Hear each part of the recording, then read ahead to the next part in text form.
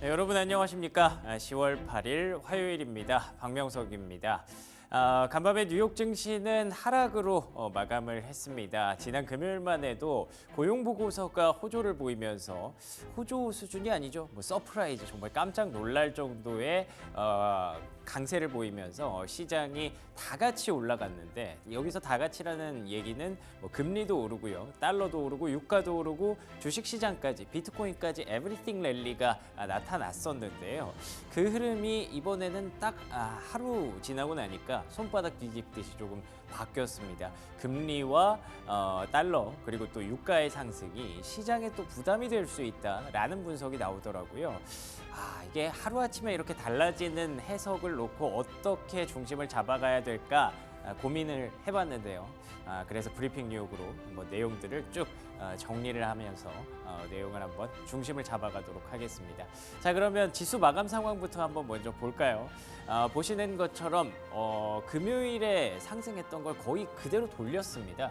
다우지수와 나스닥 지수, S&P 500 지수 모두 하락이고요. 나스닥이 1% 넘게 급등을 했었는데 바로 또 1.17% 하락으로 전환이 됐죠. 이 외에도 다우지수, S&P 500 지수 모두 1% 가까이 빠졌습니다. 그러니까 고용 서프라이즈로 만들었던 또 하나의 기대감이 바로 그냥 풀백된 것일까? 바로 밀려버렸을까라고 생각할 수도 있는데 아직 결론부터 말씀드리면 아직 그런 건 아닌 것 같고요.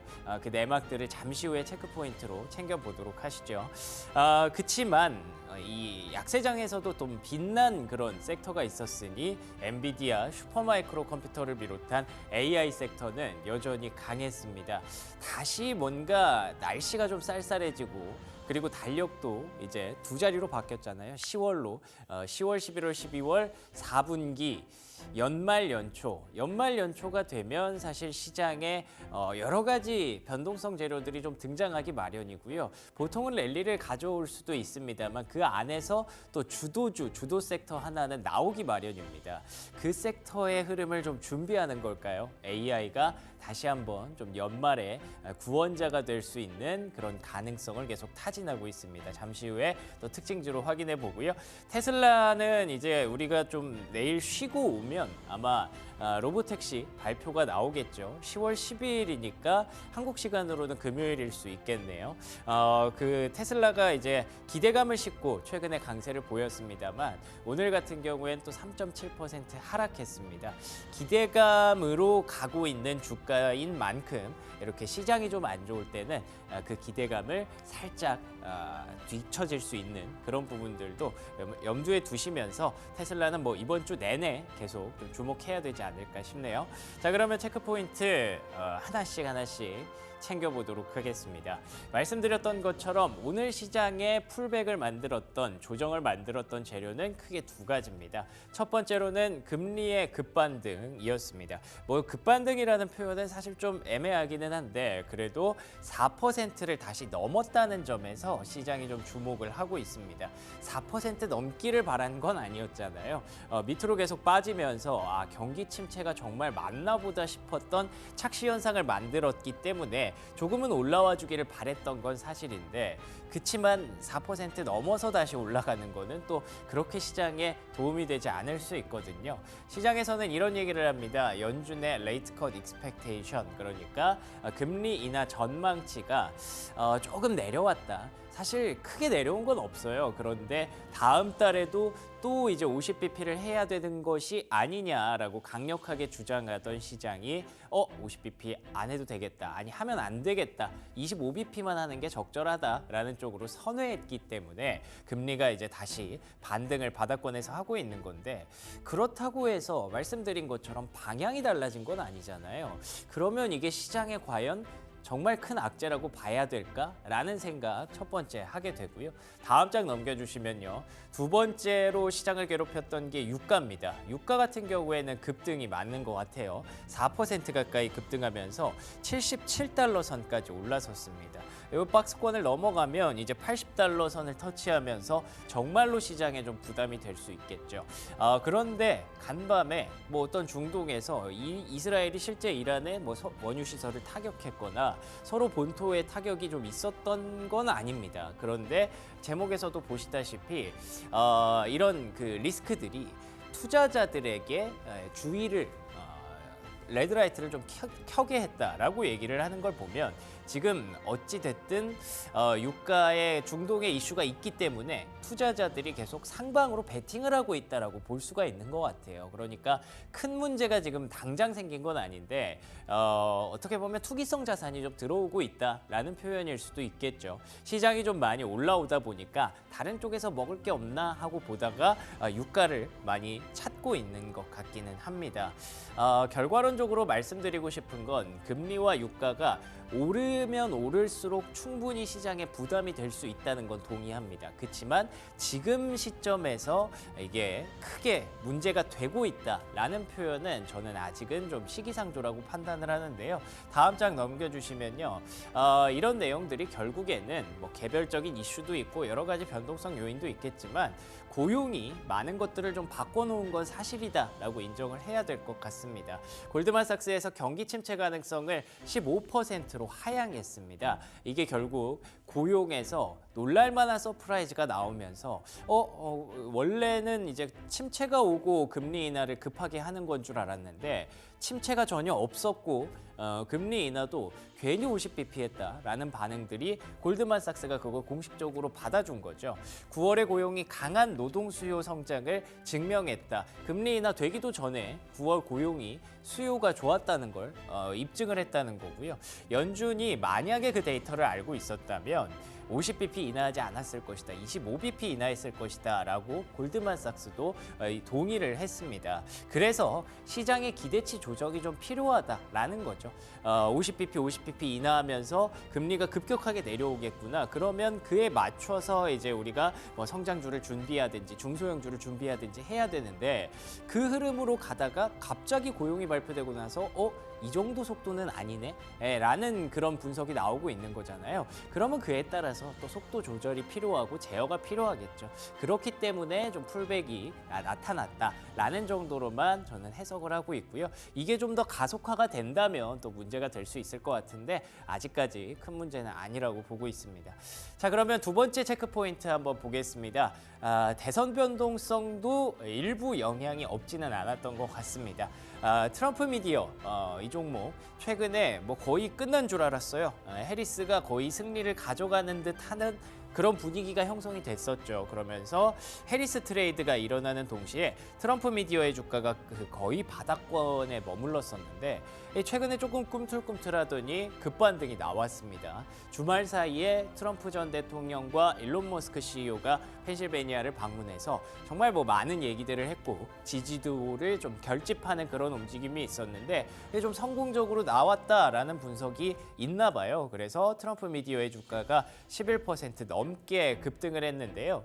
어디가 될지 저는 사실 이제는 정말 예측 불허의 순간으로 들어왔다고 보거든요. 우리나라처럼 뭐 51대 49로 해서 이게 결국 지지도로 투표율로 끝나는 게 아니잖아요. 거긴 또 선거인단이기 때문에 아무도 단 한 명도 예측할 수 없는 그런 분위기로 지금 가고 있다고 보여집니다.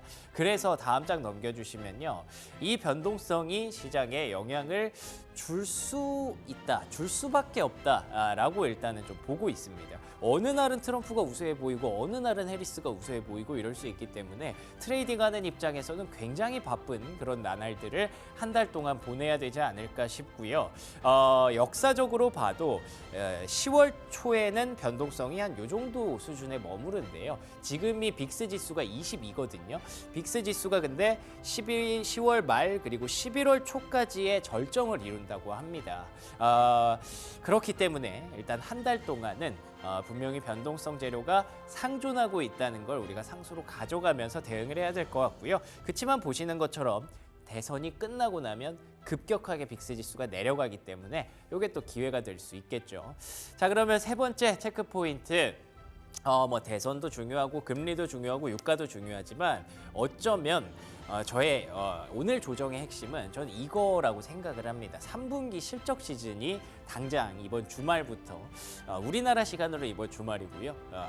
뉴욕 증시 시간으로는 이제 금요일, 사실 목요일에도 델타항공 같은 기업들이 실적을 발표할 예정이기 때문에 3분기 실적 시즌이 이제 본격적으로 막이 올랐다라고 볼 수 있을 것 같은데 골드만삭스에서 3분기 EPS 성장률 기대치를 하향했습니다. 2분기에는 11% 정도 성장을 했었는데 3분기에는 9%를 예상하고 있다가 4%로 내려놨기 때문에 당장 3분기 실적 시즌을 앞둔 코앞에 둔 상황에서 EPS 성장률 전망치를 거의 반토막 냈잖아요. 반토막 이상 냈잖아요. 그렇게 되면 앞에서 말했던 그 기대감의 어떤 조정이 나올 수밖에 없는 구간이라고 보여지고요.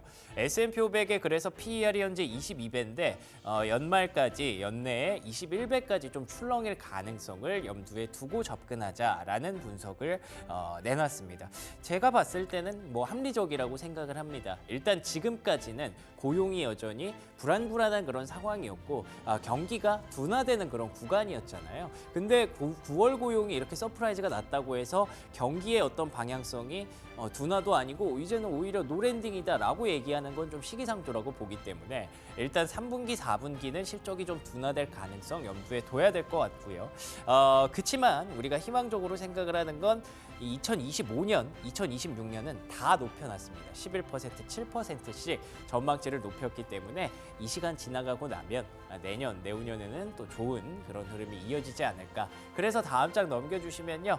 월가 1편에서는 이런 얘기들이 나옵니다. 4분기 기술주의 조정이 온다면 그때는 또 매수의 기회가 될 수 있다라는 분석. 앞서 대선 변동성도 11월 초 지나가고 나면 꺼진다고 말씀드렸기 때문에 연말 랠리는 충분히 기대할 수 있지만 그 연말까지 가는 과정에서의 어떤 비중 조절은 일부 하셔도 괜찮을 것 같습니다.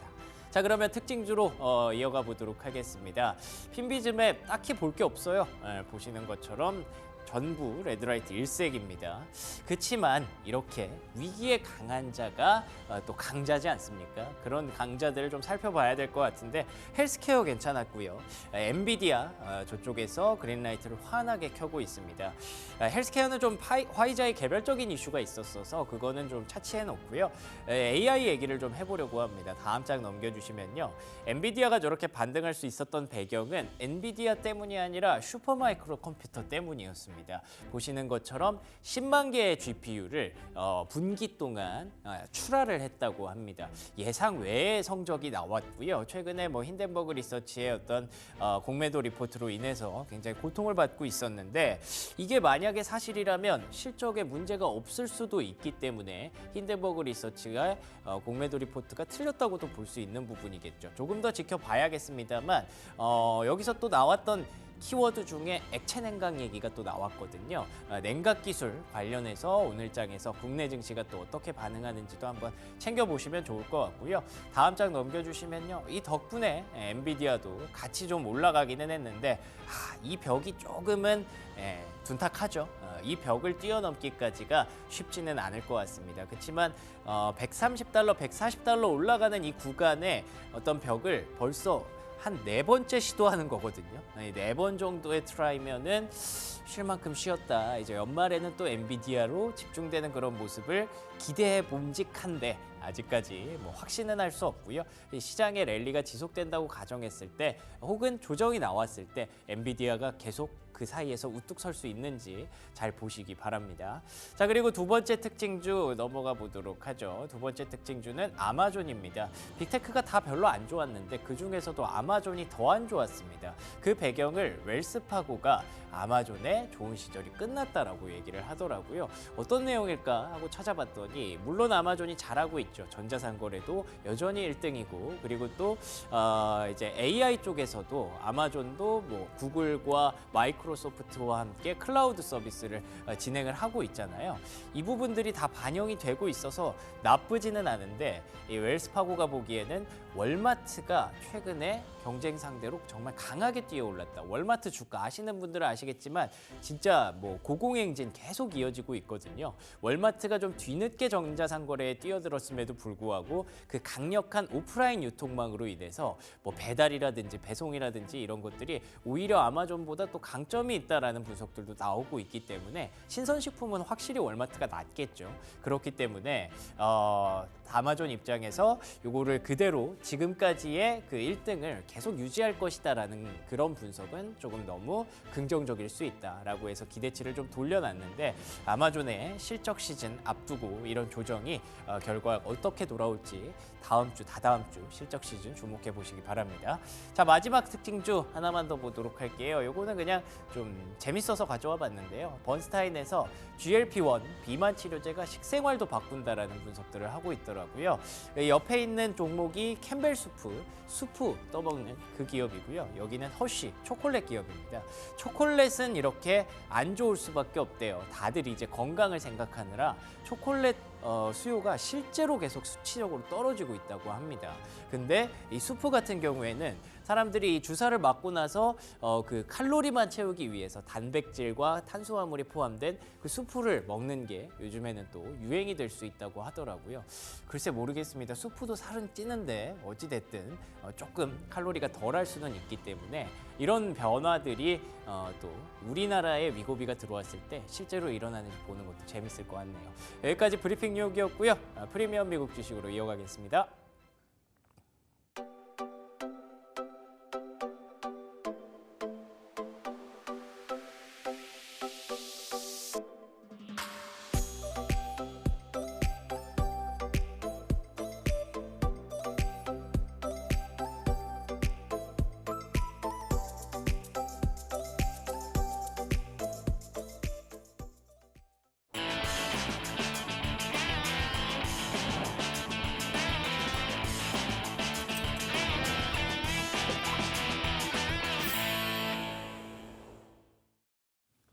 글로벌 증시 마감 상황 정리해보고요. 오늘 국내 증시 전망 이어갑니다. 프리미엄 미국 주식 오랜만에 뵙는 것 같네요. 화요일 그레너리 투자자문 이완수 대표 나오셨습니다. 안녕하십니까? 네, 안녕하십니까? 네, 반갑습니다. 지난주 휴일이 많아갖고 그렇죠. 네, 제가 얼굴 기분 못 탓이 뵀습니다. 아닌 거죠? 네네, 지난주에 화목을 네. 쉬다 보니까 이완수 대표님 뵙지를 못했는데 이번 주에 그 아쉬움을 담아서 네, 많이 좀 정보를 쏟아내 주셨으면 좋겠습니다.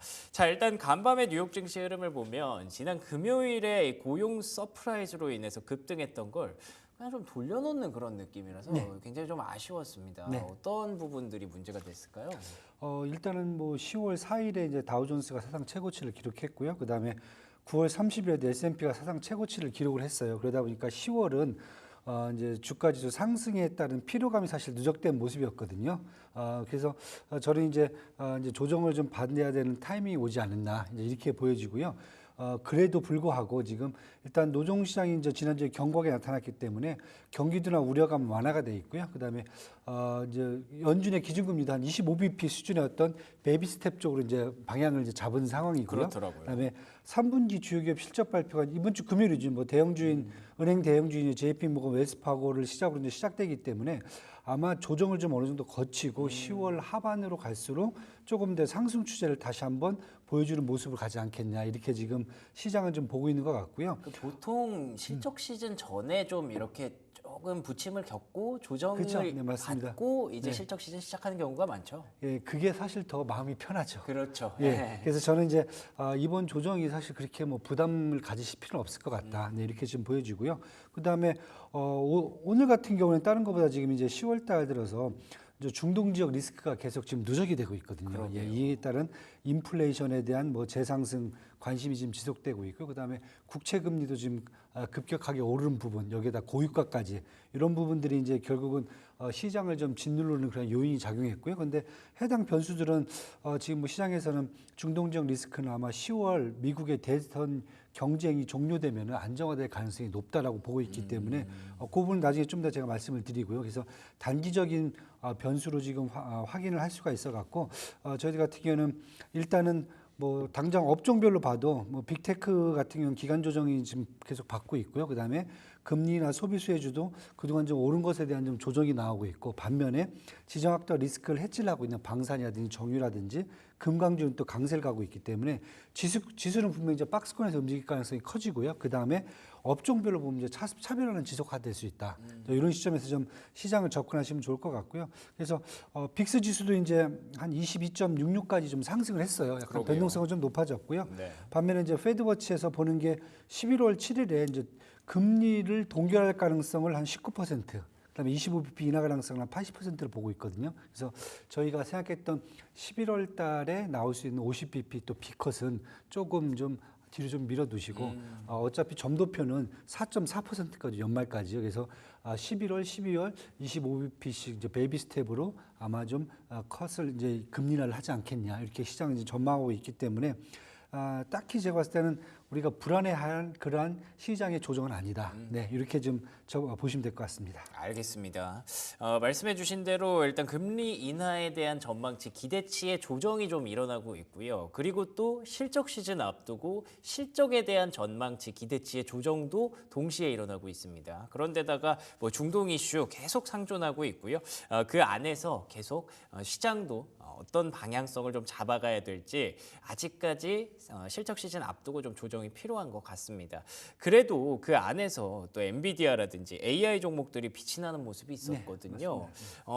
이렇게 좀 안 좋을 때 또 빛나면 또 뭔가 의미 부여를 하게 되는데 어떻게 보셨나요? 일단 엔비디아는 계속 지금 이제 시장에서 우려하는 게 이제 블랙웰이 과연 대량 생산에 들어가서 많이 팔릴 건가? 그쵸. 요 부분이고, 근데 물론 뭐 젠슨랑 CEO도 계속 지금 엄청난 주문이 밀려 들어오고 있다 얘기를 하고 있고요. 그다음에 이제 모건 스탠리 보고서도 블랙웰이 대량 생산에 이미 들어갔다는 내용들이 계속 전해지고 있기 때문에 이거에 대한 기대감이 일단은 이제 이번 실적 시즌 특히 이제 엔비디아 같은 경우 11월 이제 마지막 주에 이제 실적 발표가 나오거든요. 그걸 감안했을 경우에 시장에서 우려하고 있는 AI 과잉 생산론에 대한 우려는 좀 지울 수 있다라는 부분이 하나가 지금 작용을 하고 있고요. 두 번째는 아까도 말씀드렸지만은 어제 같은 경우는 특히 이제 슈퍼 마이크로소프트가 컴퓨터가 죄송합니다.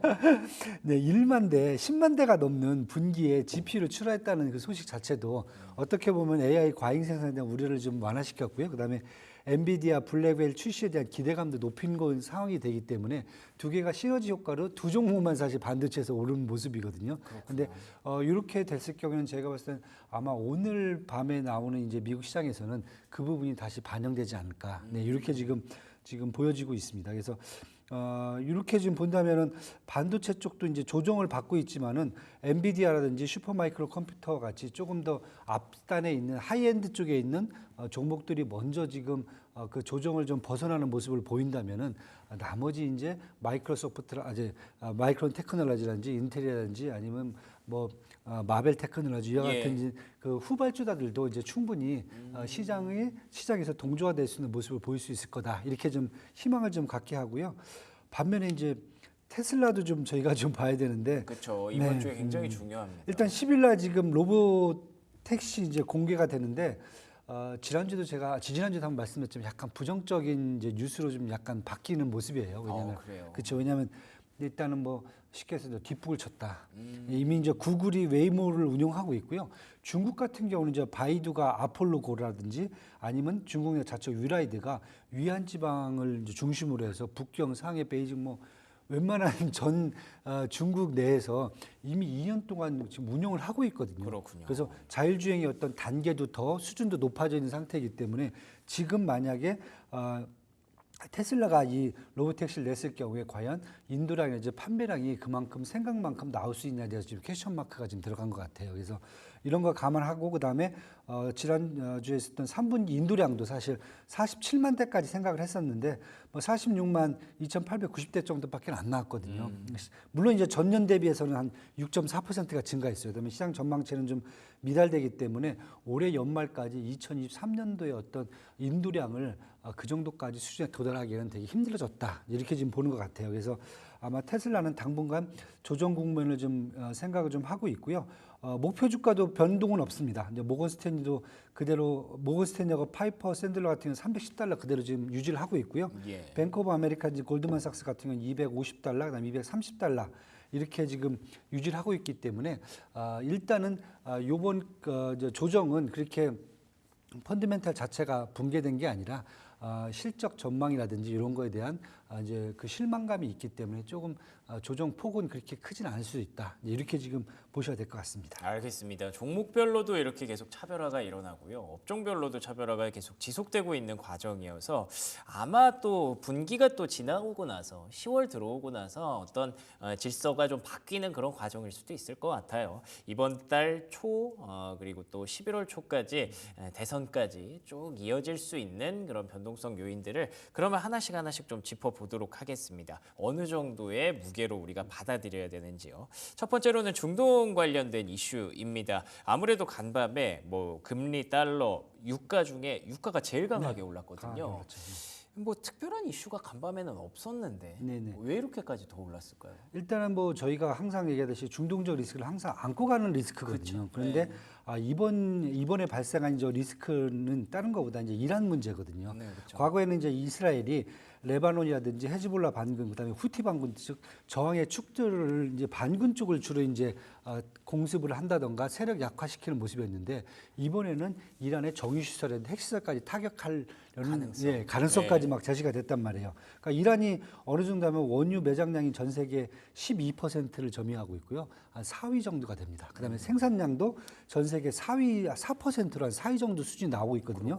하지만 이제 유엔 제재로 이제 중국이라든지 인도, 중앙아시아 국가들 쪽에다가 주로 수출을 하고 있습니다. 그래서 파급 효과는 크진 않겠지만은 원유 공급 불안에 따른 국제유가 상승은 우리가 피할 수 없다. 이렇게 지금 보고 있기 때문에 이걸로 통해서 결국 인플레이션 상승에 어떤 원인으로 작용할 수 있다. 10월 달에. 그러면은 추가적으로 이제 국채 금리가 여기가 움직이게 되는 거고요. 그다음에 또 달러가 또 강세로 움직이고요. 그렇죠. 이런 부분들이 다 연쇄적으로 가다 보니까 이번 시장에서 이 이란 문제가 좀 커진 게 아니냐. 그런데 지금 시장에서 보는 것은 일단은 정치적으로 봤을 때 그 네타냐후 총리가 이번 미국의 대선을 레이스를 좀 활용을 해서 활용이죠. 이제 그때 누구든 좀 이스라엘을 못 건드리니까요. 그쵸. 이걸 통해서 본인들이 생각하는 저항의 축이죠. 이란까지 포함해서 최대한 세력을 약화시켜서 10년, 20년 동안은 이스라엘을 넘보지 못하게 하겠다라는 그런 전략적인 요소가 강하다고 보고 있어요. 말이 되네요. 네, 그렇다고 보니까 아마 11월 5일 대통령 선거가 끝나고 나게 되면은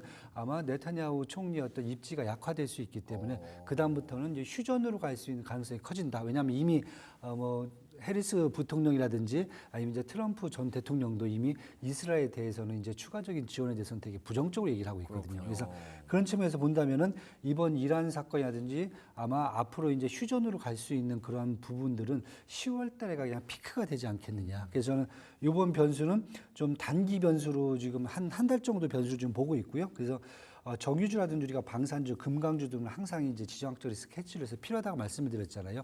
이 부분은 10월 달에 계속 유지를 해야 된다. 네, 이렇게 지금 보고 있습니다. 알겠습니다. 그러면 결국 유가의 이런 급등이 또 금리와 달러의 강세도 동시에 만들어내고 있다고도 볼 수 있을 것 같은데 금리 달러 올라오는 건 좀 어떻게 보세요? 예, 일단은 저는 일단 금리 같은 경우는 일단 인플레이션에 대한 우려감이 있지만은 동시에 저희가 이제 11월 달에 50bp 비컷도 생각을 했었는데 결국 이제 베이비 컷이 될 수가 있거든요. 그걸 좀 돌려가는 그렇죠, 네. 과정인 거죠. 네, 그것을 이제 조정하는 과정으로 좀 보시면 될 것 같고요. 인플레이션 문제는 저는 일단은 대선 과정이 끝나고 중동 지역 리스크가 이제 움직임이 이제 떨어진다고 보면 인플레이션은 다시 정상화될 수 있다. 물론 이제 이번 주 이제 목요일하고 금요일에 CPI와 PPI 발표가 됩니다. 근데 그걸 본다든지 아니면 FOMC에서 나온 점도표를 계속 본다 그러면은 금리 인하는 추세는 분명히 유지가 될 수가 있기 때문에 국채 금리는 이제 하락 추세는 간다. 하지만은 지금은 리스크를 좀 어느 정도 조정하는 과정이다. 속도가 좀 그렇죠. 달라질 수 있으니까요. 네, 그렇게 보시면 될 것 같고요. 달러도 여기에 맞춰 갖고 움직일 가능성이 저는 크다고 보고 있고요.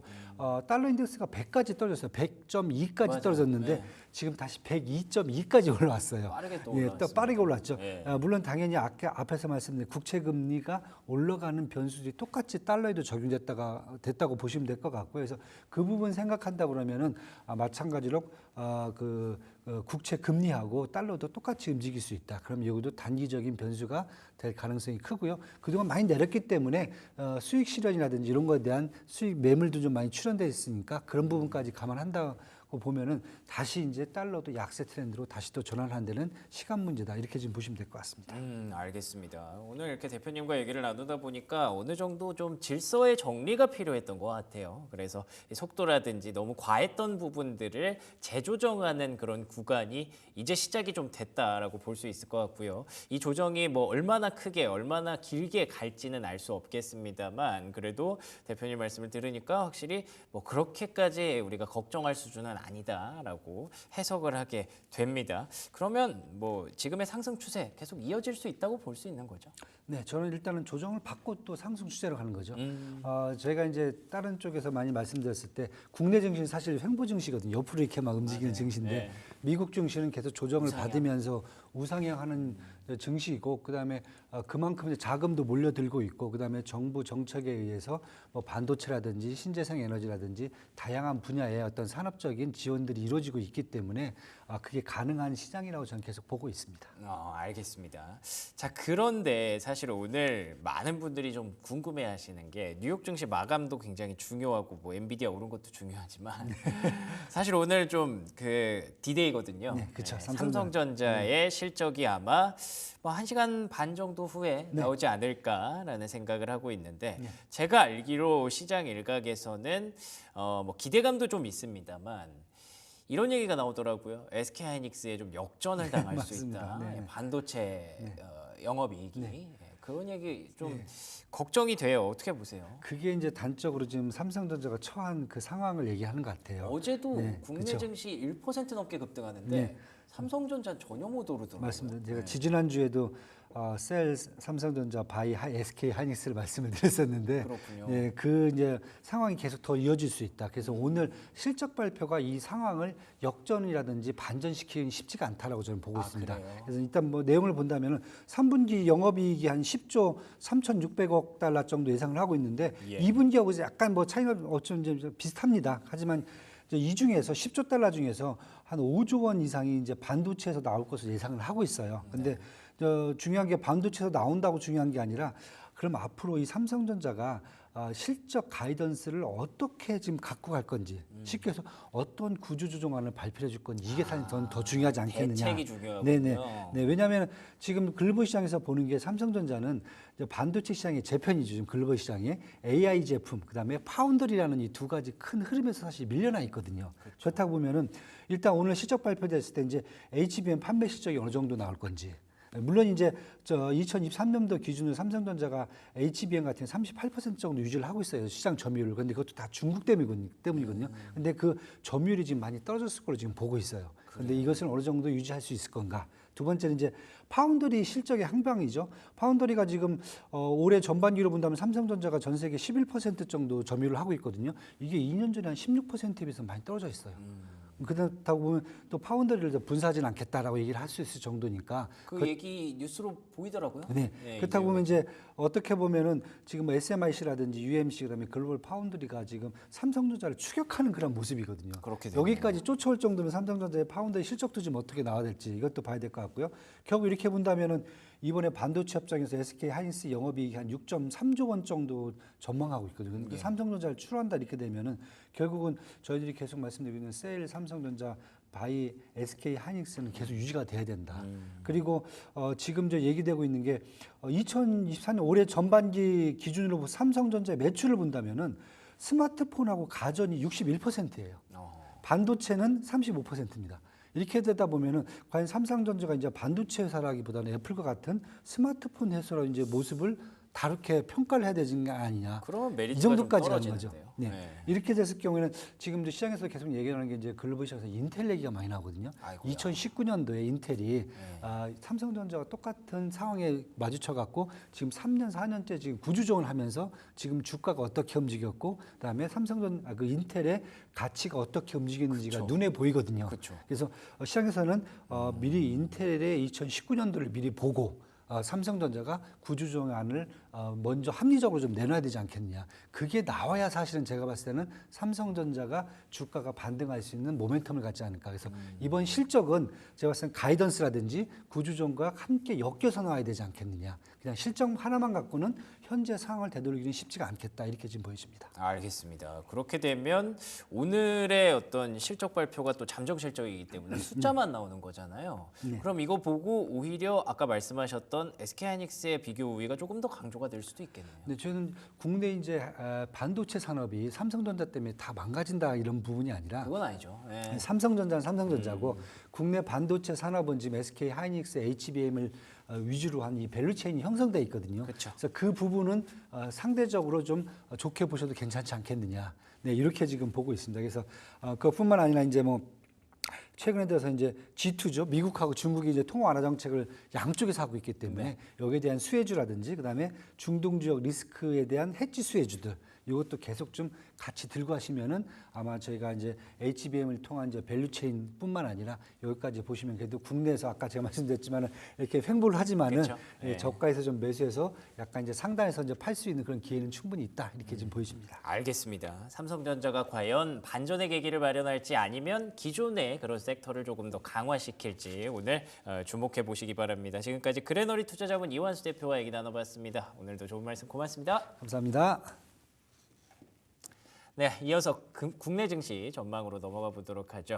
브리핑 서울 최인 앵커와 함께합니다. 네, 화요일 브리핑 서울 함께하겠습니다. 어제 국내 증시의 분위기가 정말 좋았죠. 특히 SK 하이닉스가 제대로 시장을 견인해주는 역할을 해줬는데 하이닉스 6%가 넘게 올라갔습니다. 이와는 반대 행보를 보였던 삼성전자. 결국에 삼성전자 장 초반에는 오만전자로의 다시금 재진입 보여줬었죠. 신저가 기록을 했었는데요. 급반등 나섰습니다. 오늘은 삼성전자 잠정 실적 발표가 예정이 되어 있는 날인데요. 삼성전자 진짜 이 반전에 드라마를 쓸 수 있을지 그 실적 숫자를 보고 좀 판단을 해봐야 되겠습니다. 시가총액만 놓고 봤을 때는 SK 하이닉스가 그 후발주자죠.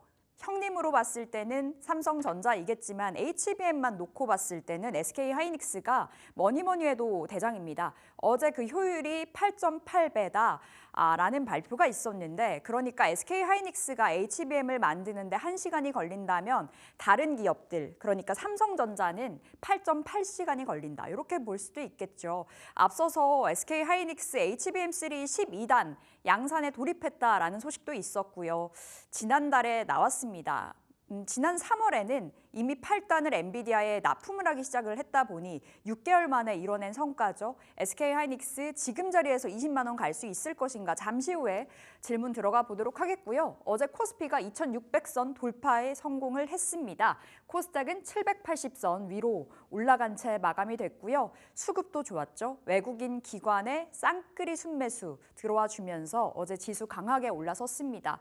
다만 원달러 환율의 급등은 좀 부담입니다. 어제도 10원 넘게 올라간 흐름 보여줬는데요. 환시장의 변동성은 계속해서 시장 안에 변수로 남아있을 것으로 보여집니다. 자, 삼성전자 어제 반등하면서 0.6%대 상승으로 마무리가 됐고 NC소프트가 어제 개장하고 직후부터 계속 좋았습니다. 오히려 상승 탄력을 키워가는 모습이었고요. 신작 게임 TL이 글로벌 시장에서 좋은 성과를 보여주고 있다라는 그 소식이 전해지면서 주가 탄력도가 돋보였습니다. 원체 NC소프트가 참 많이 내려와 있잖아요. 게임주 전방위적으로 많은 하락을 보여줬는데요. 드디어 좀 빛을 볼 수 있을까라는 기대감이 자리를 한 듯합니다. 중동 위기의 방산주도 강한 흐름을 보여줬는데요. 어제 우리 궁금한 종목 Y 이주호 본부장한테 탑픽 여쭸었죠. 그때 LIG 넥스원 나왔었는데 어제 LIG 넥스원 강했습니다. 10% 가까운 상승을 보여줬었고요. 추가적인 상승 이어질 것인가 지금 자리에서 좀 계속해서 보셔야 될 방산주인 듯하고요. 철강주 좋았습니다. 중국의 저가 공세 끝나나 저가 매수세가 유입됐다. 중국의 경기 부양책으로 인해서 중국 그 철강의 수요가 늘어날 것이라는 이야기가 전해지고 있습니다. 그러면서 국내 철강주들 반사이익 볼 거야라는 관점인데요. TCC 스틸이 가장 좋았습니다. 24%, 동국제강, 포스코엠텍, 현대제철 강한 시세 뽐내줬었고요. 그리고 로봇주가 올라와 있는데요. 성장주 그 대표 주자죠. 금리 인하기에는 성장주가 잘 갑니다. 원체 로봇주가 올 한 해 참 부진의 길을 걸어갔었고 작년과 상반된 흐름을 보여줬었는데요. 대기업의 협업 예고에도 불구하고 이렇다 할 뉴스가 빠르게 나오지 않으면서 주가가 내리막길을 걸어갔었는데 드디어 반등의 신호탄일까요? 어제 이렌시스가 7%, 유일로보틱스, 뉴로메카, 에브리봇 5%에서 일제히 7%가량의 시세가 나와줬습니다.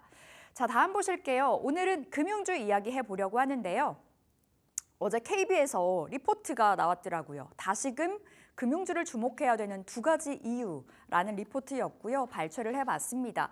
첫 번째 이유는 무엇인고 하니 9월에 빅컷, 미국 FOMC에서 빅컷을 단행했잖아요. 0.5%포인트의 금리 인하. 침체의 시그널일까? 아니면 주식시장이 강세로 이어질까라는 그 의견이 참 분분했었는데요. 채권 시장의 관점으로 봤을 때는 그 대응이 명확했습니다. 시장금리 하락은 금융주로의 하락으로 이어지고 그렇다 보니 금융주 반등의 근거는 금리 하락이 멈추는 데에서 찾을 필요가 있다라는 글이었는데요. 최근에 우리가 주말 사이에 쉴 때 미국의 고용이 발표가 됐었죠. 생각보다 그 고용이 굉장히 뜨거웠습니다. 그러면서 11월에 나올 빅컷에 대한 전망이 빠르게 잠재워지는 모양새를 그려갔는데 그렇다 보니 올 한해 빅컷이 없다면 금융주 반등할 거다로 좀 귀결이 되는 모양새였습니다. 그리고 두 번째 이유로는요. 10월 말부터 11월 초에 실적 발표 시즌이고 밸류업 계획 발표 가능성이 있다는 건데요. 지난달에 코리아 밸류업 지수가 발표가 됐습니다. 근데 우리가 생각과는 다르게 금융주 몇몇 종목들이 그 지수에 편입이 되지 못했었거든요. 그렇다 보니 실망감을 제대로 안겨줬었는데 주가도 하락을 했었는데 오히려 지금이 매수의 기회다라고 보고 있는 상황입니다. 이제 실적 발표가 된다면 이때 밸류업 계획 공시가 나올 가능성이 있고 그렇게 된다면 앞으로 밸류업 지수 리밸런싱 때 편입 기대해 볼 수 있다라는 관점으로 좀 풀었는데요. 신한에서도 같은 이야기를 했습니다. 최선호주로는 KB금융과 하나금융지주를 말을 했네요. 자, 그리고 이어서 보겠습니다. 어제 2차 전지가 너무 좋았는데요. 중국산 전기차, 유럽연합의 관세 폭탄이 확정됐다. 어제 소식이 전해졌죠. 17.8%에서 최고 45.3%까지 확정이 됐고 이달 31일부터 앞으로 5년 동안 적용이 된다고 합니다. 국내 2차 전지, 국내 전기차, 그러니까 반사의 기대감이 불어왔던 하루였었고요. 그리고 어제 트리거 역할을 해줬던 이슈, 테슬라가 LG에너지솔루션의 4680 배터리 주문했다라는 소식이 있었습니다. 2차 전지 선주문, 그리고 후 공정이잖아요. 어제 전해진 소식으로는 LG에너지솔루션이 이제 12월부터 4680 배터리 양산을 할 거다라는 소식이었었고요. 그렇다 보니 주문 이미 들어갔다 쪽으로 좀 기울어진 거죠. 테슬라가 이렇게 주문을 넣다 보니 이제 캐즘 돌파 시간 문제일까? 이런 생각도 들고요. 잠시 후에 2차 전지 이야기도 나눠보도록 하겠고 LG에너지솔루션 어제 이 소식과 더불어서 기업 비전 발표를 했습니다. 2028년까지 작년 대비해서 매출 2배 이상 키우겠다라는 부분이었고요. 전기차 계속 부진하잖아요. 전기차 사업 의존도 낮추고 ESS 사업 비중을 확대하겠다라는 그 발표로 어제 주가 다시 한번 강한 시세를 연출해 줬습니다. LG엔솔 목표 주가가 최근 들어서 잇따라 올라가고 있는데요. 가장 높은 데를 보니 NH투자증권에서 지금 현재 54만 원까지 올렸습니다. 좀 평균으로 봤을 때 50만 원을 웃도는 숫자가 찍혀 있는데요. 어디까지 볼 수 있을지, 지금 자리 신규 진입도 가능할지 잠시 후에 2차 전지까지 질문 들어가 보도록 하겠습니다. 자, 오늘 궁금한 종목 Y는 주식회사 플래처 김덕호 대표 함께하겠습니다. 어서 오세요. 네, 반갑습니다. 네, 대표님. 일단 오늘이 삼성전자 실적 발표 D-Day입니다.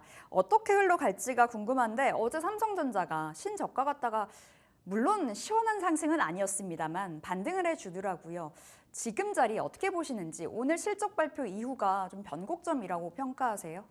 그렇죠. 아무래도 이제 심리적 저항 구간을 꽤 오랫동안 지금 맞물려 있는 게 대부분의 IT 기업들이라고 좀 말씀을 드릴 것 같은데 그동안에도 이제 많은 전문가분들이 SK하이닉스, 한미반도체 그리고 삼성전자를 비롯해서 우리가 지금 대장주의 움직임이 굉장히 지금 큰 기대를 부응을 못 해주고 있다라는 부분들을 아마 많이 소개를 드렸던 것 같습니다. 물론 사실 삼성전자가 지금까지 이렇게 실추가 되는 모습을 보인다는 것도 어떻게 보면은 그동안 이제 어떤 신제품에 대한 부분들의 R&D 투자를 조금 더 공격적으로 투자하기보다는 사실 회계상에서의 처리됐던 부분들이 굉장히 문제가 많이 있다 보니까 네. 오히려 이제 R&D 투자에 좀 더 본격적으로 할 수 있는 경영진 교체를 전문 경영직으로 교체를 하자. 뭐 이런 얘기들도 뭐 유튜브나 아니면 다른 이제 어떤 SNS상에서도 심심치 않게 보여지고 있는데 저는 일단 삼성전자의 이제 최종적인 스탠스는 이제 오늘이 한 번 더 분기점이 되지 않나라고 판단을 하고 있습니다. 특히나 최근에 이제 삼성전자가 이제 오만전자라는 이제 불명예스러운 타이틀을 지금 얻게 되고 있는 상황인데 사실 삼성전자가 갖고 있는 부분들에서 가장 큰 타격점이라고 한다면은 일단 D램 부분들에서의 수출 실적들이 이제 타격을 받을 것이다라는 전망들이 지금 외국인 입장에서는 이제 아무래도 패닉셀에 영향을 좀 주고 있지 않나라고 판단을 하고 있습니다. 특히나 이제 미국 같은 경우에도 이번에 이제 모건 스탠리가 사실 뭐 괜한 소리를 많이 했었죠. 네. 특히 이제 마이크론 테크놀로지에 대해서도 굉장히 악재성 평가를 많이 냈었는데 반도체의 겨울이라고 했지만 실제로 오히려 제시했던 목표 주가보다 더 높게 탄력이 갔다라는 것은 지금 시장 내에서 어느 시장을 좀 더 주목을 하고 있느냐라는 부분은 명확해 보입니다.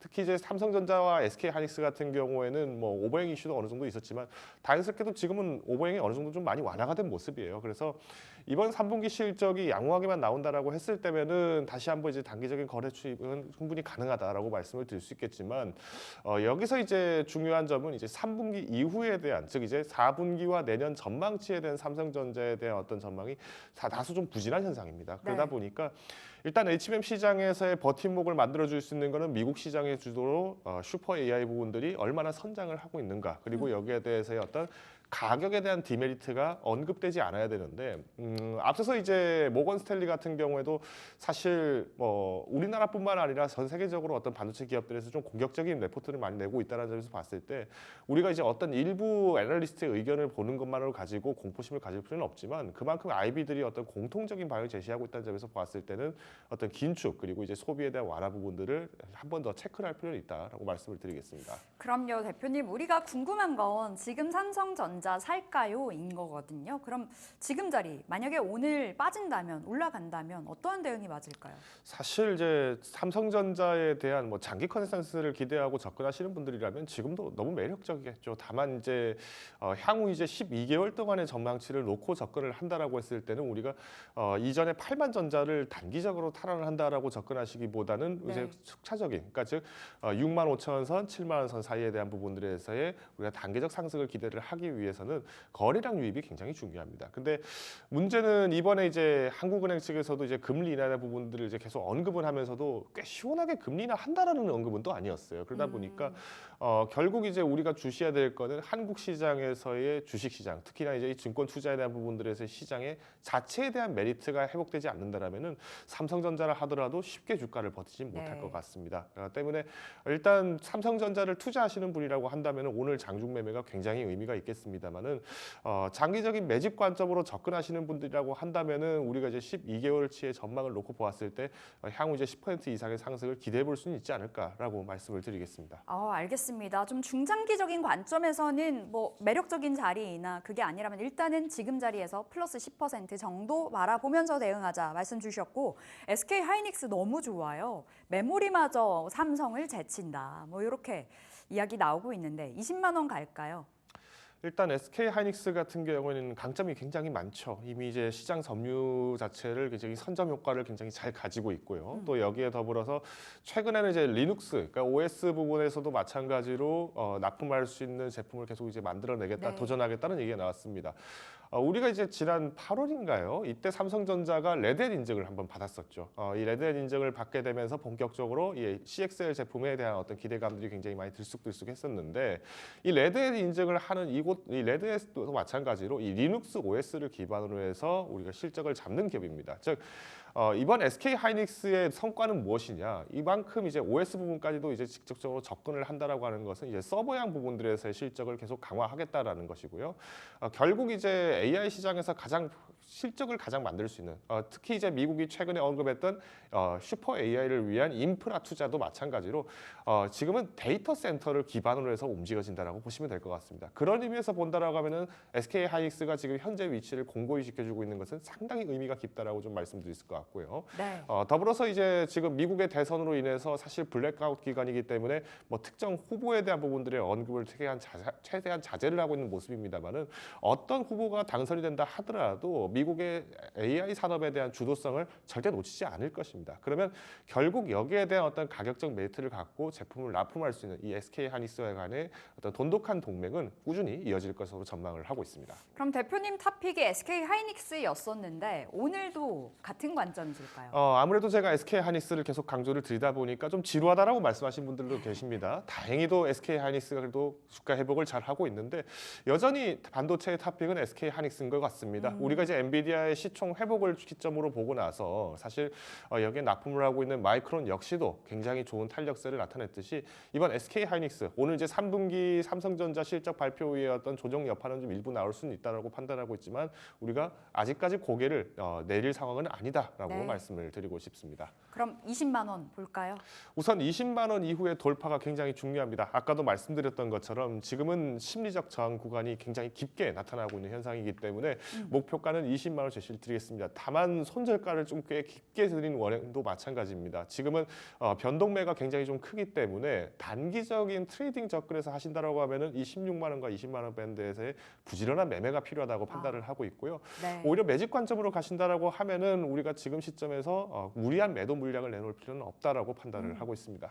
트레이딩 관점도 가능하다. 16만 원, 20만 원 잘 판단해 보겠습니다. 자, 두 번째로는 2차 전지. 어제 2차 전지가 정말 좋았는데 사실 이제 2차 전지 좀 다르게 봐야 되는 구간인 것 같아요. 단기적으로 너무 올라가지 않았을까라는 생각도 드는데 어제 테슬라가 LG 에너지 솔루션에 4680 배터리 주문했다라는 소식이 전해졌습니다. 트리거 역할을 제대로 해줬던 것 같은데 어떻게 보셨나요?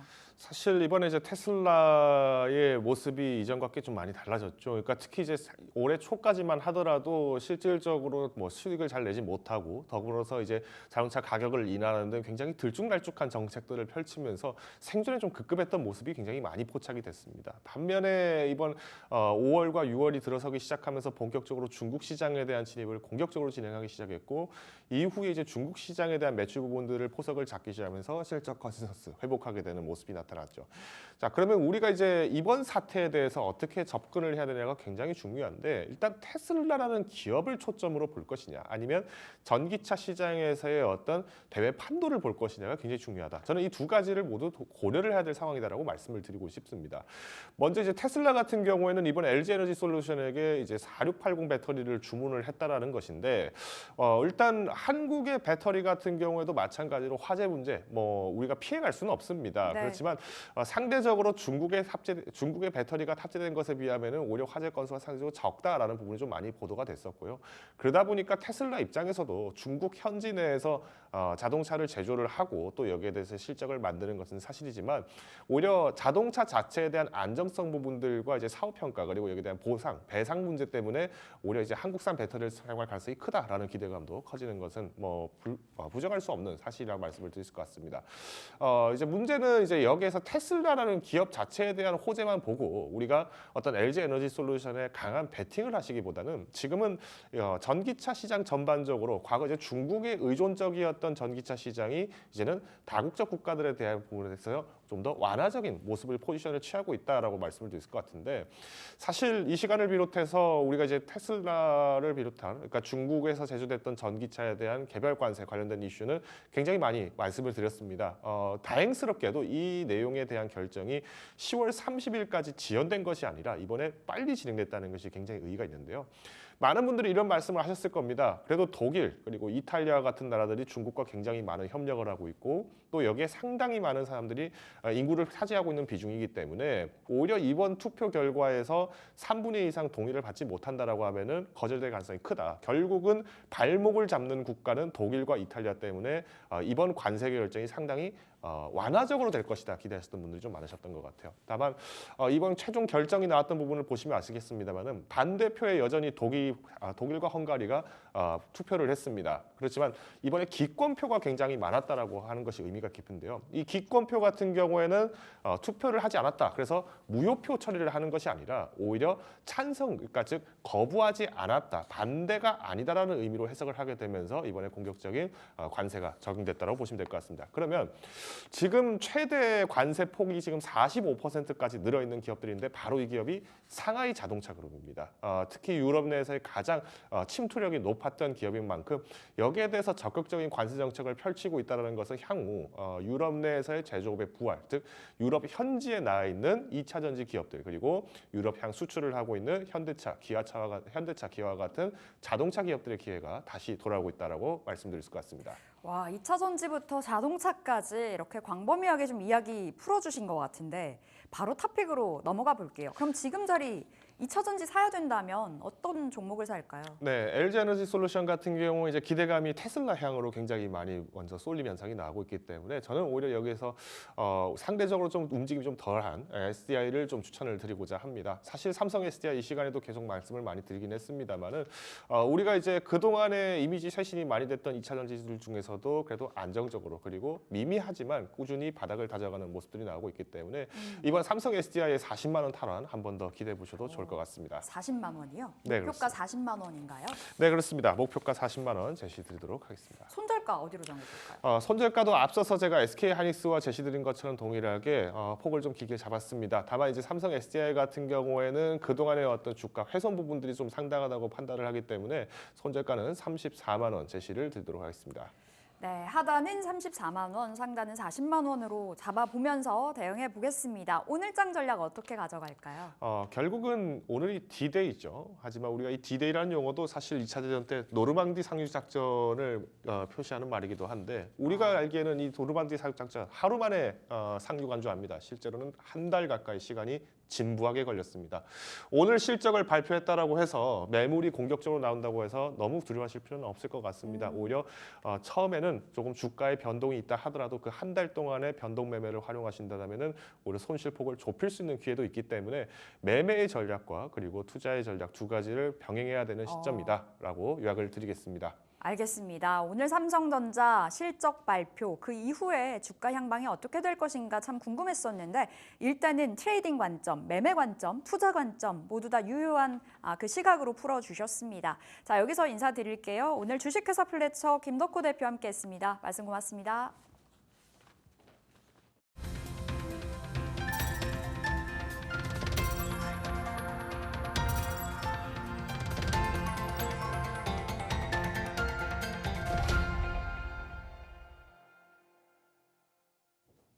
네, 오늘장 3픽 이어가겠습니다. 오늘은 화요일이고요. 화요일에 함께하는 SK인베스트 송가람 대표 모셔보겠습니다. 대표님 안녕하세요. 네, 안녕하세요. 반갑습니다. 네, 반갑습니다.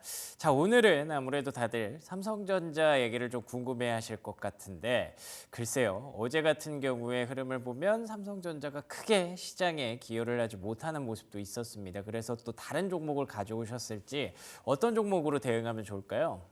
네, 지금 반도체주들에 대한 기대감이 상당히 높아지고 있는 상황인데요.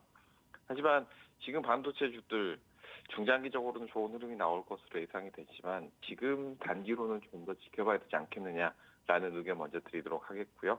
오늘 가져온 종목은 현대로템입니다. 현대로템이면 오히려 방산주를 또 준비를 해주신 것 같네요. 간밤에 또 유가가 3% 넘게 급등을 했던데 중동 이슈를 계속 좀 보고 계신 걸까요? 네, 맞습니다. 중동 이슈가 계속해서 이어지고 있다는 점, 방산주들에게 더 큰 호재가 될 것으로 예상이 되는데요. 말씀해 주신 것처럼 지금의 유가 상승, 현재 중동 리스크가 계속 커지고 있다는 것의 반증일 수가 있겠죠. 방위산업주들 같은 경우에는 전쟁 및 테러가 이어지고 있을 때 계속 거기서 강세를 보이고 있다는 점.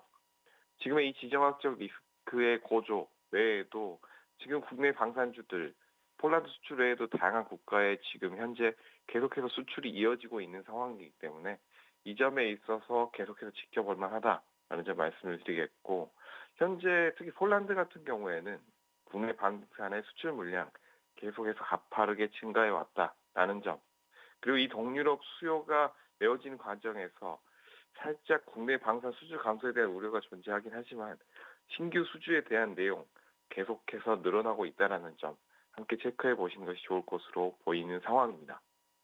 좋습니다. 신규 방산 수주까지 뭐 계속해서 좀 이슈들이 가만히 있으면 나오더라고요. 네, 조금 시간 지나가면 또 나오고 하는 방산에 대한 이슈. 최근에 중동 리스크와 관련해서 추가로 연결해서 좀 보시면 좋을 것 같습니다. 뭐 추가로 얘기해 주실 게 있을까요? 아니면 바로 가격 전략 확인해 볼까요? 네, 추가로 말씀드리는 점 두 가지 정도 말씀을 드릴 텐데요. 지금의 대형 방산주들 위주로 체크를 해보아야 된다라는 점 말씀을 드릴 텐데, 지금 섹터 자체가 전반적으로 대형주 위주로 강하게 움직임이 나오고 있다는 점.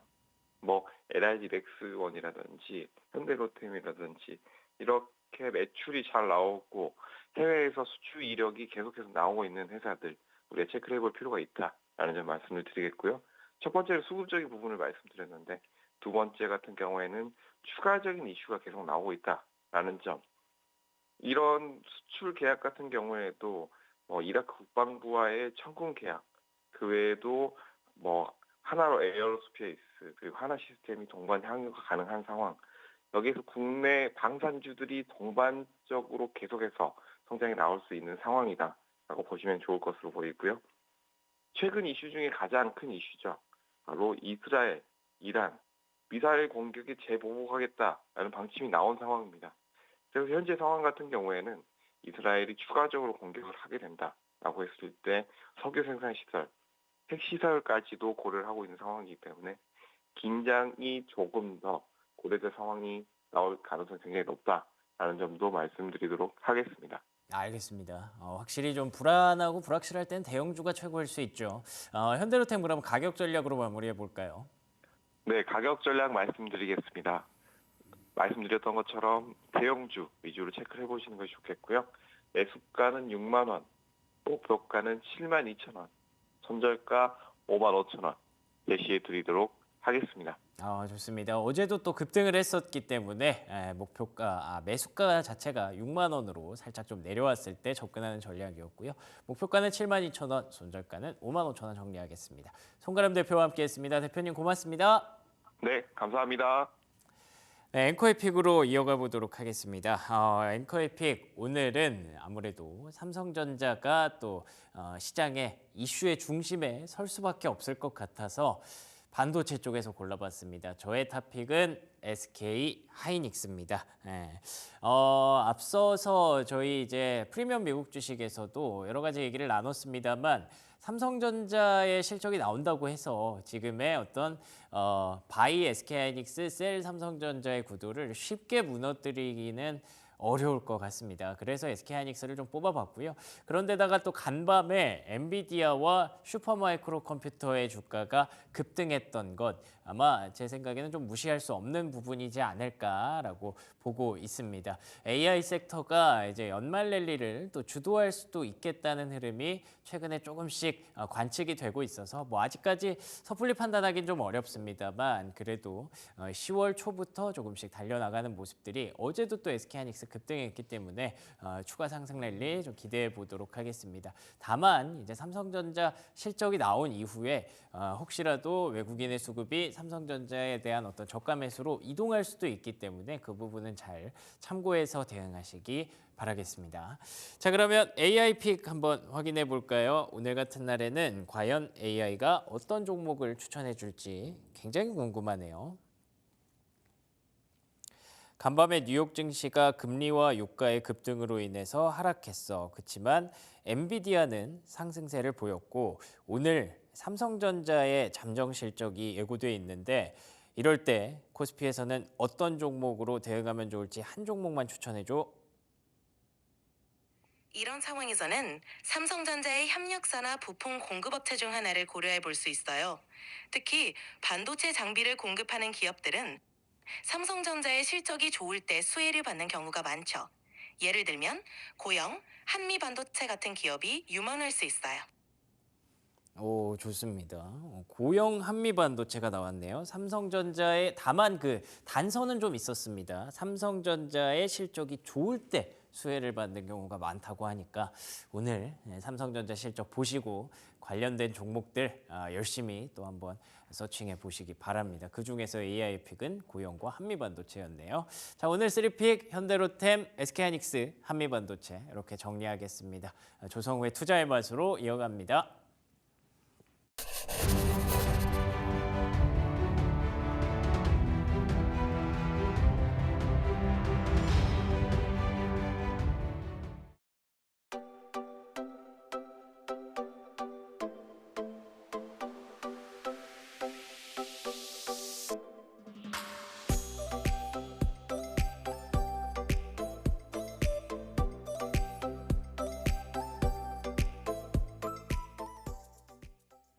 네, 조성우의 투자의 맛으로 이어가겠습니다. SK증권 영업부 PIB센터 조성우 부장 나오셨습니다. 어서 오세요. 네, 안녕하세요. 부장님은 어제 시장이 너무 좋았습니다. 네. 어느 정도의 분위기가 살아난 것 같은 느낌, 양질의 상승이 아니었을까. 네. 외국인들도 컴백을 해줬고요. 어제 반도체도 좋았고 2차 전지도 좋았고 네. 시장 어떻게 보셨나요? 그러니까 어제 아침에 제가 전일시장 리뷰할 때 좀 반찬이 부실하다 얘기했더니 시장이 그 얘기 듣고 좀 어서 좀 장을 봐왔는지 어제는 모처럼 좀 포만감을 느낄 수 있는 뭐 그런 하루가 아니었나 이렇게 정리를 해볼 수가 있는데 일단 화면을 보면서 하나씩 짚어볼게요. 그럼에도 불구하고 이제 특징적인 거는 우리가 이제 지난주에 그 징검다리 연휴로 이제 시장이 좀 퐁당퐁당 했었는데 그 연휴가 끝나고 이제 첫 거래를 보니까 역시 이제 좀 코스닥 쪽의 상승폭이 여전히 좀 강하게 나오는 부분들이 좀 확인이 됩니다. 일단 징검다리 연휴 이후에 이등주, 중소형주, 키맞추기 제가 9월에 좀 열심히 여러분들께 말씀드렸던 그 공식이 좀 재개되는 게 아닌가 좀 이런 이제 생각이 좀 들고요. 그리고 어제 2차 전지가 뭐 거의 뭐 질주를 다시 하는 그런 모습이었고, 자 반도체가 장 후반 들어서 굉장히 강한 상승폭을 보여줬어요. 네. 근데 그 배경이 뭐냐면 어제 장중에 초반에는 외국인들이 아무래도 환율 부담이었는지 장 초반에 코스피를 뭐 2천억 규모 이상으로 좀 매도를 하다가 장 후반에 매수로 전환을 했거든요. 그런데 그 매수의 대부분이 반도체로 좀 집중이 되는 네. 그런 모습 때문에 어제 반도체가 아주 전야후강의 모습을 좀 보여줬어요. 다만 삼성전자는 이제 오늘 잠정 실적이 있기 때문에 좀 관망하는 심리였다 정리해 볼 수가 있겠고, 자 바이오는 제가 어제 그러니까 반도체는 뭐 별개로 논다고 하지만 바이오와 2차 전지는 모르긴 몰라도 수급의 대칭이 좀 반복될 거란 말씀을 드렸는데 어제 2차 전지가 유독 강하니까 바이오가 혼조세를 보이죠. 그러니까 당분간은 바이오 2차 전지 중심으로 이제 수급 시속 게임은 계속 우리가 체크해 볼 포인트라고 볼 수 있고, 어제는 뭐 오른 섹터 굉장히 많습니다. 어제는 거의 뭐 조선 정도를 제외하면 뭐 자동차나 중국 관련주, 뭐 방산주, 게임주, 로봇주, 자율주행 뭐 대부분 네. 업종들이 좀 올라서 좋은 모습이었고요. 자 수급은 일단 환율 부담에도 외국인이 한 300억 가까이 좀 사주면서 일단은 팔지는 않겠다라는 뭐 그런 어떤 시그널을 보여준 것 같아요. 일단 근데 다만 이제 어제 기대 반 우려 반의 시장이었던 건 분명해요. 일단 뉴욕 증시의 훈풍도 있지만 국채 금리가 치솟았고 환율이 치솟은 부분 때문에 좀 반반의 어떤 관점으로 봤는데 네. 어제 시장을 큰 틀에서 딱 그냥 요약을 하자면 일단 호재에 먼저 반응하고 보자라는 그런 심리가 반영된 하루였던 것 같고, 치솟았던 국채 금리나 환율 부분들은 간밤에 뉴욕 증시가 설명을 하듯이 일단 그건 나중에 생각하자는 심리였던 것 같아요. 그러니까 오늘은 아무래도 전일의 어떤 뉴욕 증시의 어떤 지표 호조에 반응했다면 오늘은 좀 아무래도 이제 국채 금리나 이런 쪽에 조금 네. 냉각이 될 수 있는 좀 그런 시그널을 준 것 같습니다. 네. 그리고 또 이제 내일 휴일이기도 하잖아요. 네. 불확실성을 앞두고 있기 때문에 오늘 시장 좀 보수적으로 봐야 되나라는 생각도 들고요. 그리고 오늘이 빅 이벤트 삼성전자 3분기 실적 발표 디데이입니다. 어떠한 전망 이야기가 나오고 있을까요? 참 뭐 지금까지도 보면 어제까지도 참 기대감이 너무 없는. 그러니까 뭐 어제 이런 생각이 들었어요. 그래도 분기 영업이익 추정치가 10조 7천억인데 네. 우리나라에서 분기에 10조 버는 유일한 회사가 왜 이렇게 좀 푸대접을 받나라는 뭐 그런 생각도 뭐 들기는 하는데요. 일단 삼성전자의 차트를 한번 좀 보도록 할게요. 일단 3분기 영업이익 전망치가 정확히 얘기하면 10조 7,700억까지 좀 하향이 됐어요. 이게 그러니까 한 달 전에 비교했을 때 한 20% 정도 하향된 거거든요. 그러니까 한 달 전만 해도 12조 원대 전망이 좀 평균적인 전망치였는데 그보다 좀 많이 좀 하향이 됐다 이런 건데 그럼에도 불구하고 이 실적은 전년 동기 대비해서는 342%가 증가한 실적이고 전분기 대비해서도 개선세가 이어지는 그런 어떤 부분이거든요. 이렇기 때문에 단순히 좀 추정치가 하향됐다는 이유 하나만으로 이렇게까지 좀 그동안 좀 수모를 당할 만한 정말 그런 종목인가라는 좀 그런 아쉬움이 있는 상황에서 또 일각에서는 이제 10조 7천억 마저 하회하는 어닝 쇼크 전망도 있다라는 거죠. 그러다 보니까 어제 장막판에 외국인 매수 덕분에 이제 삼성전자도 상승 네. 반전을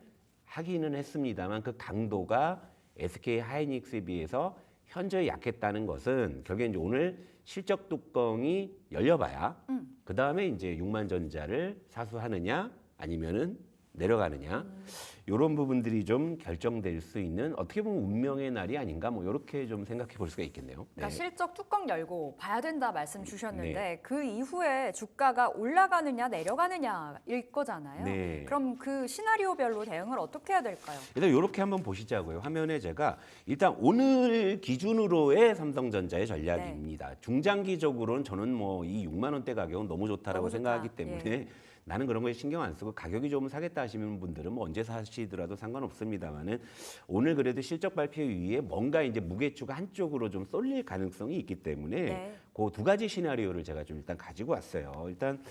일단 삼성전자의 실적이 시장 예상치를 상회한다. 그러면 일단은 저는 달려드는 게 맞다고 봅니다.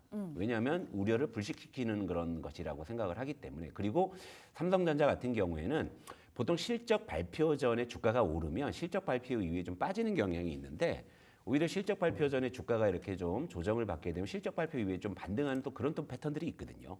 그러니까 시장 예상치를 상회하니까 결국엔 커트라인이 10조 7천억 수준이다 보시면 되는데 만약에 앞자리가 11이라면 얘기가 좀 많이 다를 겁니다. 그러면 시장에서도 우리가 너무 좀 삼전을 푸대접했나 좀 이런 이제 생각에 아마 액티브 수급이나 기관 중심으로 단기적으로 좀 매수 유입은 좀 이루어질 것이라는 네. 그런 생각을 하고 있어요. 물론 이제 이러다가 이 실적을 계기로 이제 내일 아침 되면은 또 삼성전자 목표 주가를 여기서 올릴 거냐 내릴 거냐 이런 부분들이 남아 있잖아요. 그러니까 오늘만 삼성전자를 내 멱살을 잡아보겠다 하시는 분들은 일단 요 시나리오를 좀 집중하시면 될 것 같고요. 일단 매수는 하시되 상황을 봐서 너무 많이 샀나 싶으면 뭐 일부 트레이딩을 할 수는 있겠지만 기조 자체는 일단 바이를 좀 저는 말씀을 좀 드리고 네. 싶고요. 이건 일단 오늘 삼성전자를 사서 조금이나마 성과를 보겠다는 관점에서는 1번 시나리오를 말씀을 드리고 두 번째 시장 예상치를 하회한다면 또 시장은 또 푸대접한 김에 또 다시 한번 울고 싶은 놈 뺨을 때릴 것 같은데요. 이럴 때는 그래도 이제 가격은 좋다라는 관점에서 보면 요거는 달려들지 말고 밑에서 이제 깔아두고 산다. 요런 이제 개념으로 이해하시면 될 것 같습니다. 분할 매수 후에 이제 중기 보유의 관점으로 바이앤홀드 전략을 제시를 해드리고 이런 상황이라면은 단기적으로 이제 6만 원 이탈은 좀 불가피한 측면이 있다고 보고 있고요. 다만 지금 뭐 5만 전자 헤드라인 나오더라도 끼케 5만 9천 원대거든요. 그런데 실적이 예상치를 하회한다면 뭐 5만 7천 원에서 저점이 잡힐지 5만 8천 원에서 잡힐지 뭐 이런 부분들에 대한 좀 확인이 필요하겠죠.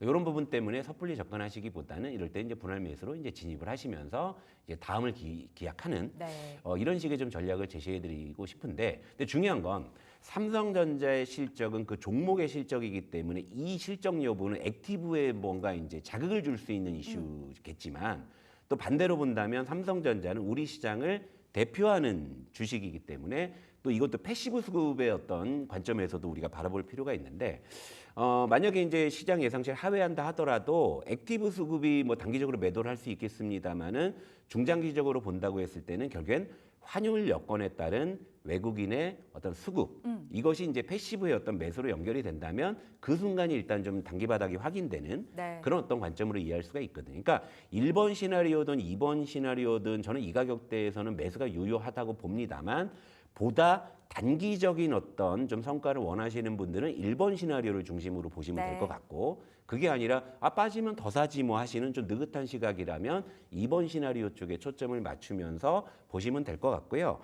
제가 그러니까 삼성전자를 제가 좀 약간 좀 애증의 어떤 쪽에서 관점에서 말씀을 드리자면 지금까지 이제 대한민국 주식 시장에서 정말 2, 30년 장기 투자가 먹힌 사실상 유일한 종목이거든요. 그러니까 우리가 이제 한때 뭐 주식 투자 뭐 열풍이 불었을 때 뭐 자녀에게 물려줄 주식 이런 이제 아젠다가 있었잖아요. 네. 그런데 사실 시간이 지나고 나서 보면은 자녀에게 물려줘 가지고 될 만한 주식이 사실상 없었고 삼성전자만이 유일하게 그 자격을 충족시켜 준 주식이었거든요.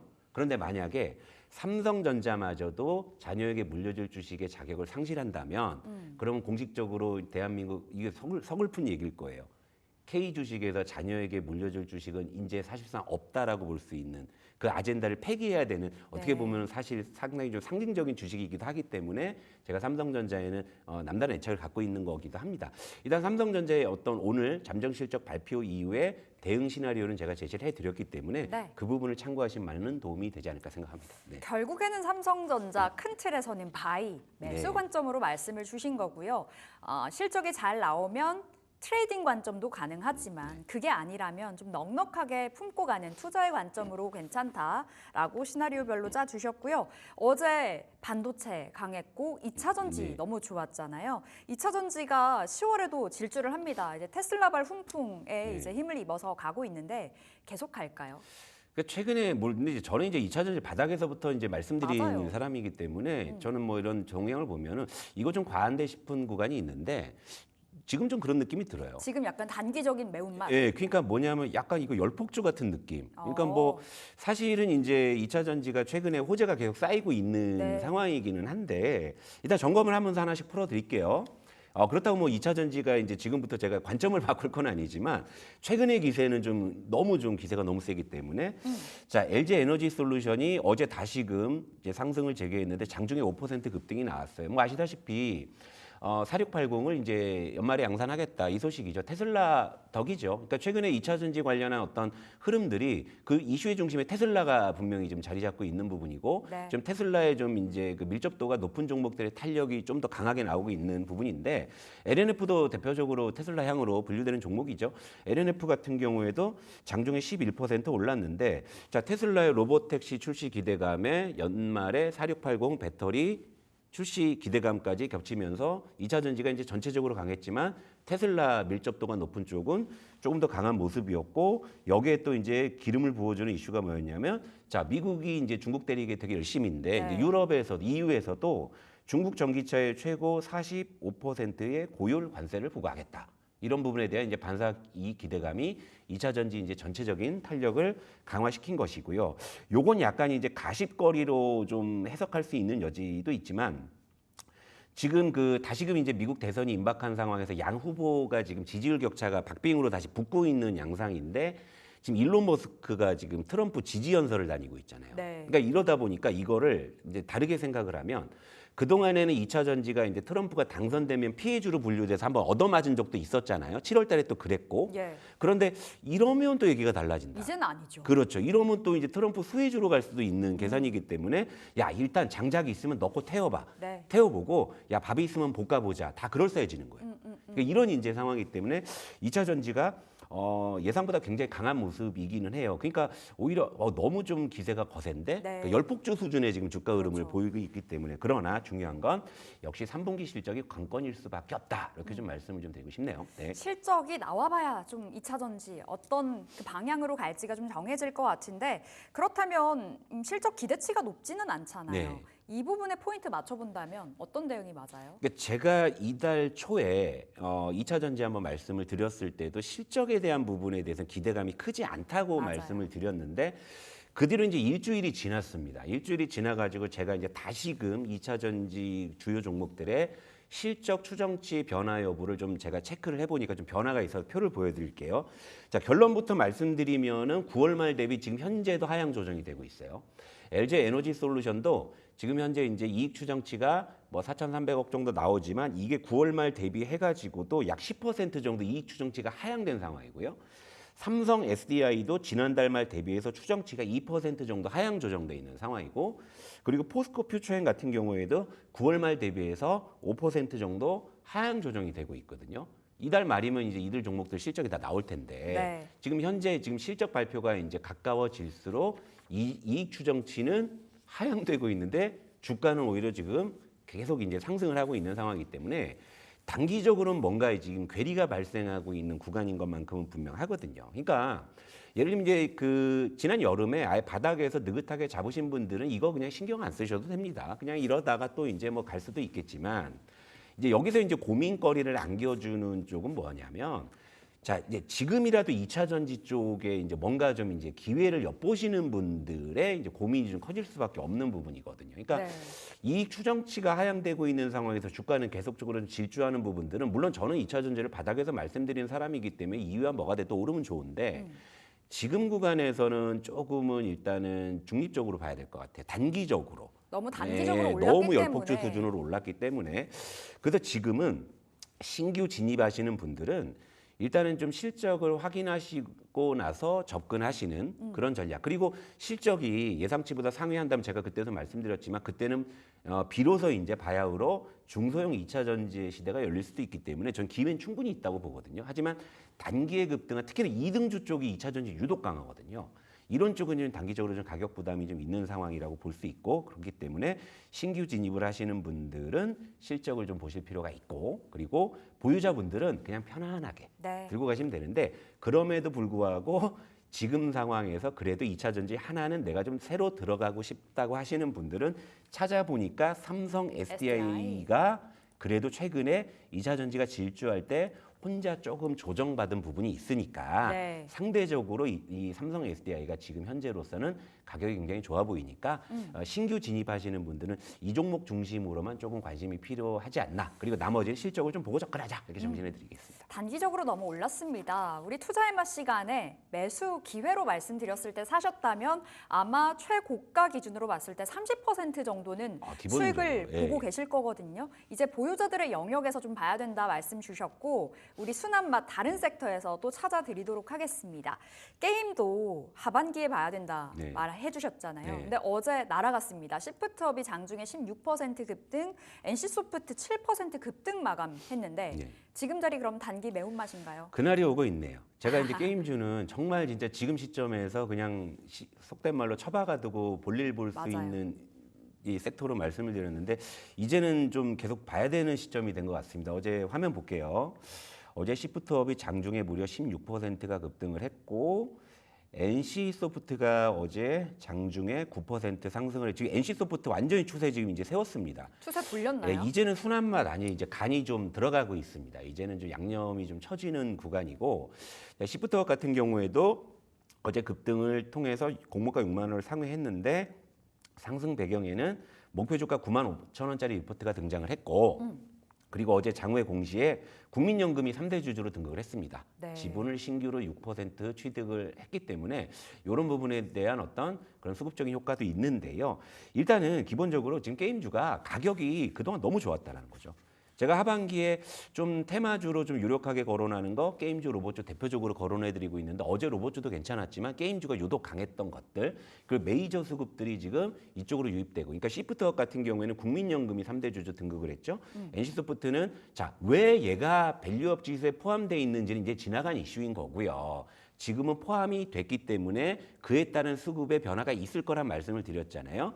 그런 쪽에서 지금 수급적인 그런 어떤 긍정적인 어드밴티지가 계속 지금 이어지고 있는 이런 상황이고 그리고 이제 상반기에 실적 저점을 통과하고 이제 하반기에 실적 개선을 전망하고 있는데 NC소프트 같은 경우가 국내에서는 별다른 인기를 못 얻었던 TL이라고 해서 스론 앤 리버티라는 이 게임이 해외에서 지금 엄청 흥행의 조짐이 인기래요. 보이고 있기 때문에 네. 이런 부분들까지 고려한다면 이제 게임주는 그동안에는 슴슴한 맛이었다면 이제는 간이 좀 세지는 구간에 접어들었다. 이제 추세를 완전히 잡았다라고 볼 수 있을 것 같습니다. 점점 투자의 맛 보면 이제 살할 때 살 걸 이런 생각이 들 것 그건 같거든요. 진짜 제가 그렇게 말씀드린다니까요. 그럼 지금 게임주 네. 어떤 종목 괜찮아요? 순한 맛 있어요? 아니, 지금도 되는데 네. 근데 뭐냐면 이런 거죠. 그러니까 자, 아예 그냥 기름기 없는 상황에서 사놓고 기다렸다가 이걸 먹을 거냐 아니면 그래도 뭐 거래 붙고 이제 좀 더 주고 사더라도 뭐 뭔가 시그널 나오면 살 거냐 사실 뭐 성향에 따라서 차이는 있겠지만 네. 좀 더 주고 사더라도 시그널 나오면 산다고 하면 지금이 아주 좋은 타이밍이긴 한데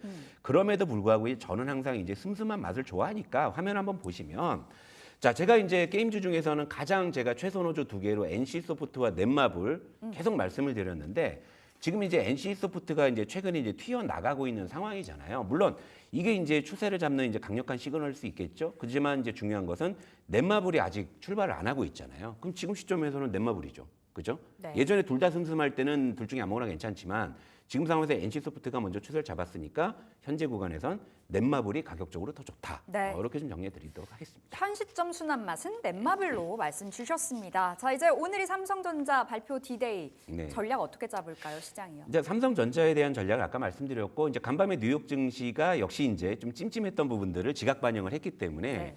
오늘은 이제 그런 부분들이 어느 정도 좀 시장에 영향을 줄 것 같긴 합니다만 오늘 좀 두 가지 시나리오. 일단은 엔비디아가 그 와중에 상승을 했거든요. 이제 그런 분위기에서 삼성전자의 어떤 실적을 시장에서 좀 좋게 반응하는 그런 모습으로 좀 나타난다면 오늘은 의외로 또 반도체를 중심으로 한 좀 반전의 네. 그런 장이 연출될 수도 있겠다라고 생각을 하거든요. 일단은 삼성전자의 잠정 실적이 아마 8시 조금 넘어가면 아마 나오는 걸로 알고 있는데 그 잠정 실적을 계기로 해가지고 삼성전자의 뭐 시간의 매수가 뭐 어떻게 쌓이는지 또 뉴스가 또 헤드라인이 막 걸리면서 또 어떤 또 논조로 또 이런 부분들을 또 해석하고 있는지 이런 부분들이 이제 장전에 삼성전자를 바라보고 있는 투자자들에게 매수 버튼을 누르냐 말 거냐 이렇게 좀 분위기가 좀 확대 재생산될 수 있는 부분이잖아요. 그러니까 이런 부분에 관전 포인트를 두셨으면 좋겠습니다. 알겠습니다. 오늘 진짜 알찬 이야기 많이 한 것 같아요. 삼성전자 2차 전지 게임까지 아울러 봤는데요. 우리는 목요일에 만나 뵙도록 하겠습니다. 말씀 고맙습니다.